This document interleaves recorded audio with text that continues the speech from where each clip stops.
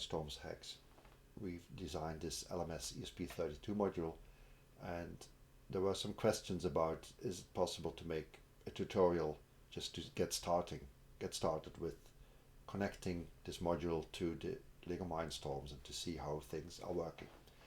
And this is it. This is the tutorial, and I hope you will find it useful just to see how you get started.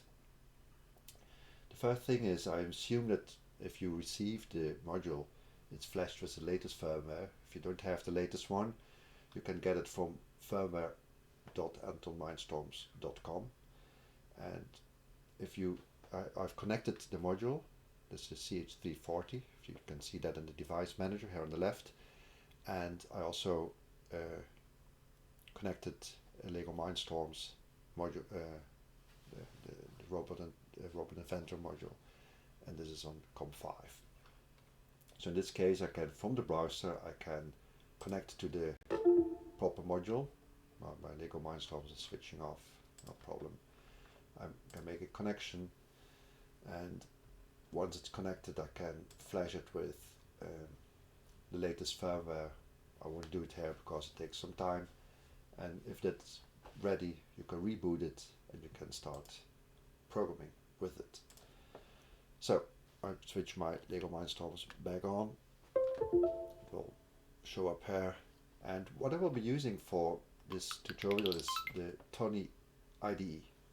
And one of the reasons I do that is that it allows you to interactively program also the Lego Mindstorms, and that's quite nice, as you will see. It's not for the event, you won't use it for your well, for the real case, but in this tutorial it's quite nice to use. You have versions for Windows, Mac and Linux, so you downloaded it and you can start it. If you start Tony, it has a very easy layout. So in the lower part you will see the interactive shell. In this part you can enter programs, and on the left you see the local directory of modules that are loaded in the ESP32 or in the Lego Mindstorms. If you want to use Tony simultaneously on two different devices, you have to do a setting here in Options, Tools Options, and you have to disable this Allow Single Tony Instances. Otherwise, you only can do one device at a time. So I can initiate a second Tony interface.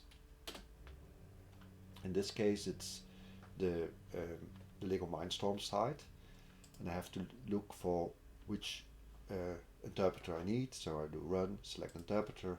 In this case, I use a Python generic, and see there's a device in COM5. This is my Lego Mindstorms. I connect to it, and what you will see in some cases is that you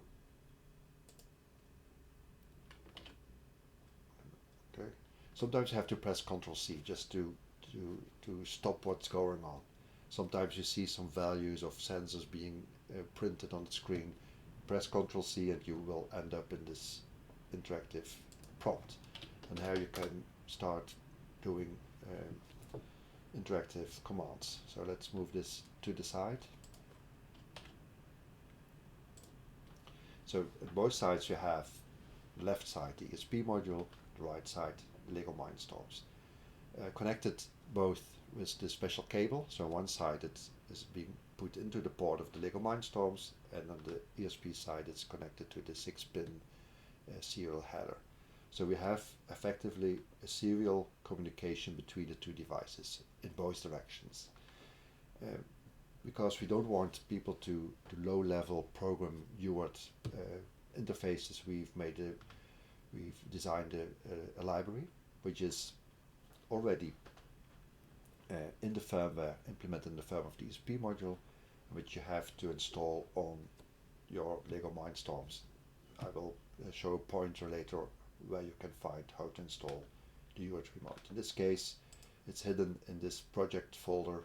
You see here UartRemote, and the reason for that is that we put it in the project directory is that it survives some reprogramming of the Lego Mindstorms application otherwise you have to reinstall it every time again. So let's start by loading the UartRemote library. So what we do is I type the commands in the upper part, and later on we can copy them to the interactive part. So from projects, I import all the modules from the UartRemote. On the ESP side I do the same, but I don't need the projects, it's just present there. So let's copy it here. So if this doesn't give an error, it should be alright. Do the same here. And now we have to instantiate an object, like what we call a UartRemote object. And we call it UartRemote, and it's, I can better type it here because I can use step completion. So I press tab and I will see all the possibilities. In this, on the Lego side, I have to give it an argument, and that's the port on which the ESP module is connected. In my case, it's port D. Oh, I made a typo. So this is the UartRemote side, the UartRemote object. I can do the same here, except that I don't need to give it an argument. By default, it uses the proper UART interface. So now I have both sides instantiated. I will put this also in my program here, and I can just do a little test. If I do UR dot and I press tab key, I will see all the methods that are present in this object. And one of the methods I'm going to use is send command. And send command takes as an argument just a string, and that's the command that you want to send over. So let's say test command. I send it over, nothing happens. But it is being sent, and this side I can receive the command, and let's look whether, and it has received the test command from this side here. And you see the second argument is none, and that means I haven't provided any arguments with my send command. If you want to see more details about this UartRemote library, you can go to the UartRemote.readthedocs.io. I will provide a link later on, and there we explain as well as we can how this library works. We see how to receive commands. You will see also the send command somewhere. Is that here? Send command. So how it describes how to use this module. The send command takes as a second argument the way of sending arguments. So suppose I want to send an integer. I could have the easiest way of doing this is to use the wrapper way, and that means that everything entered as a third or fourth or fifth argument is being sent in the exact the same way to the other side. So if I type here 1, 2, 3, I will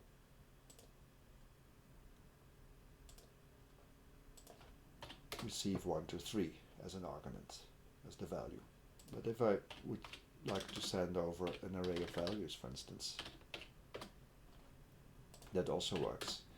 So now it received this array of values. The usual way of doing this is that you say, I take an acknowledge, or if I take the command, and I take an acknowledge, and I see, and I also receive this. So if I do, because there's nothing being sent, so I send it again. Now we have the command, and I have not the acknowledge, but the value. I meant to use value. So let's do that again. Send it again. And now the value is the array. So this way I can move data from one side to the other. It's completely symmetric. So if I would use the send on this side, Lego, send command, and I would receive the command here, I will get Lego. So this way I can send back and forth. Still, this is not very easy to use, because usually you want on your ESP side you have a sensor, or you have something you want to drive, an LED or a motor, and you want just to do calls from the Lego side to that remote side to instantiate a sensor reading or a motor movement. So the way we have thought to implement it is that we can define functions on the ESP side. So let's say we want to drive an LED, and this LED has 4 arguments: the LED number and the 3 color channels. I don't have an LED hooked up right now, so what I do is just, for debugging purposes, I just print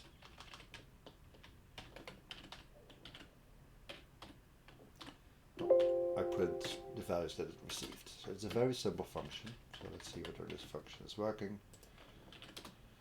The LED 1, 2, 3, 4. It prints 1, 2, 3, 4. So I can check whether this function is being called. Now I have to let the UartRemote library know that it has this function available. The way I do this is to add that function as a command. So take care that in this case it's not between quotes, it's just the function itself. So it knows now that this LED function can be called. And as soon as this is initialized, I can have this UartRemote performing a loop in which it checks whether there are commands received and whether that command is by chance the LED command, and it interprets the arguments that are being passed. So if I do this, you will see that the ESP module is just waiting for commands. So if I now send a command like this, nothing happens because this command doesn't exist. I only have now defined the LED command. So if I do the call function, let's say LED, I know there's something special going on because I want these 4 arguments passed. So I take the wrapper representation and I just set the 4 arguments. So let's see whether it is working, and it's working. So what it does is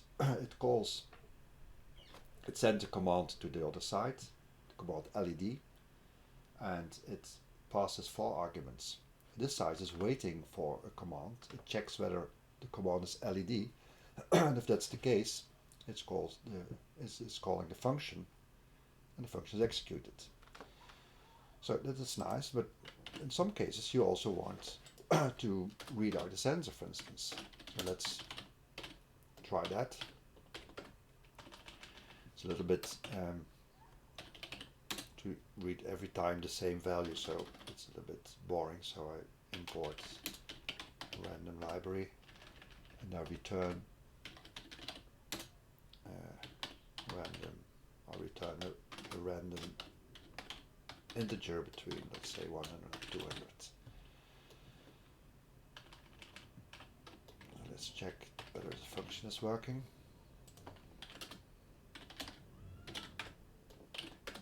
So I know I get a number between 100 and 200. I have to add that as well. But now I have to take care because this function is returning a value. So this command as a response has to return that value. So I have to define how that value is being sent to the other side. And in this case we use the wrapper representation because that's the easiest. It's not the most efficient one, as you can read in the documentation, but it's the simplest one. In this case I should have 2 commands at my disposal. So let's run this. You can maybe ask yourself what happens if I add a command multiple times, it will get overwritten. So that's no problem. So now it's waiting for a command and it checks whether it's one of these 2. So let's see whether the LED is still working. That works. Now I can call the second command, and that's called sensor. I don't need to give any arguments because I read something from the ESP module. I don't pass any value to it, I only read from it. and in this case it's working. So what we've shown here is that from the Lego side I can send a command to the ESP side, and that command can be either a reading command or passing values. We can also do both at the same time. So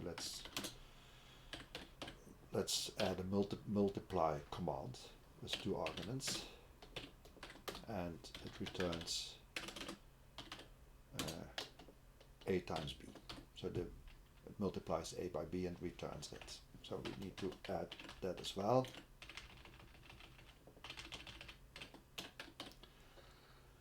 So this ripper is for the result, for sending back the result, and the a and b are being passed from the Lego side to this function. So we stop this. I can do everything like this. Now let's see whether the sensor function is working. It's still working. The LED is also working. And now I'm quite curious whether the multiply. So now we have a choice in how to pass these arguments. Let's first try this. Let's do something a bit more interesting. I want to do so 4 and 5, and indeed it multiplies these 2 values. Just to give you a little hint about what kind of things you can do here, I also can define more structure-based, and you might know the struct library of Python, and it has a description of different types of variables by single characters. In this case, if I say I have an integer, a signed integer. If I say 2i, it will expect 2 signed integers here. So let's see whether that's working. That's working. See whether I can do a minus sign. If I would have do a capital I, that means an unsigned integer, this -4 will get you in trouble. And indeed, it's interpreting it as an unsigned integer while sending it as an integer. So this works better. So in this case, if you want to have more performance, it's better to do this dedicated. If you want even more performance, you can also do the war, and then you are up on your own just to send some raw string. And if I do this, it will get very weird because it will interpret the A and the B both as, I don't know what's happening. No, this is not working. Okay, maybe no, because it's a single argument and it's being passed to a function that expects two values. So this is not working. But you can stick to the wrapper, then you don't have to bother about how to pass these variables. So this shows you how to do 3 types of commands. So one is only setting something from the Lego Mindstorms, another one is only reading, and this third one is both sending data to the ESP and getting data back. In a typical case, you would like to store this program on the ESP permanently, so that you don't have to enter every time this program. So the way you store that is by using file, save. We have to, before we do that, we have to quit the program, Ctrl C. So I save the program. Now I have a choice between saving it on the computer file system, so just on my PC, or on the ESP module itself. So if I do MicroPython device, it will get stored here. You will see it on the left side here. Now there's a special name that you can use, and it's called main.py. And the main.py gets executed automatically if the module restarts. So that's an ideal way of doing it, because if I restart the module, if I hook it up to the ESP, I know that this program is already running. So let's try that. So I save this program. I have debugged it completely because I know that it's working. And now I can reset the module, and you will see the result of the reset here, and it starts running in this loop. I don't see anything. I could have printed something of my program is running, but I don't do that. And no, all these commands should work, and it's indeed the case. And of course, I've now used just like dummy functions, but in reality, you would in these functions you would connect to devices, to real motors or LEDs or sensors. And that's something for the next video. I will show you how to hook up an I2C sensor and read it from the LEGO Mindstorms side. So that's about it. Thank you for watching.